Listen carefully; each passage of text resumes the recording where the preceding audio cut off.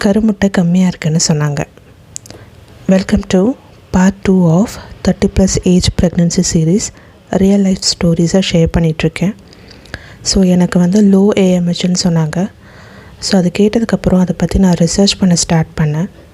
அப்படின்னா என்னென்னு எனக்கு தெரியாது, பட் நான் இருந்தும் நமக்கு என்ன வந்திருக்கு, நமக்கு என்ன ஆயிருக்கு அப்படின்னு சொல்லி நான் ரிசர்ச் பண்ண ஸ்டார்ட் பண்ணேன். அண்ட் அதுக்கப்புறமா ஃபர்தராக அதை பற்றி தெரிஞ்சதுக்கப்புறம் நான் ரொம்ப செல்ஃப் டவுட் எனக்கு ரொம்ப அதிகமாக வந்துருச்சு.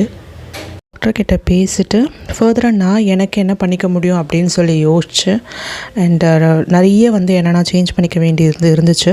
அதில் ஃபஸ்ட்டு ஃபுட் ஹேபிட் கம்ப்ளீட்டாகவே சேஞ்ச் பண்ணேன். அண்ட் நிறைய ஹெல்த் வைஸும் நிறைய நான் மாற்றிக்க வேண்டியது இருந்தது.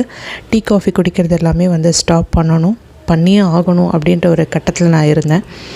அண்ட் நிறைய அவுட் சைட் ஃபுட் எல்லாமே அவாய்ட் பண்ணணும். இங்கே யாராவது இந்த மாதிரி ப்ராப்ளம் ஃபேஸ் பண்ணியிருக்கீங்க அப்படின்னா என் கூட கமெண்ட்ஸில் ஷேர் பண்ணிக்கோங்க.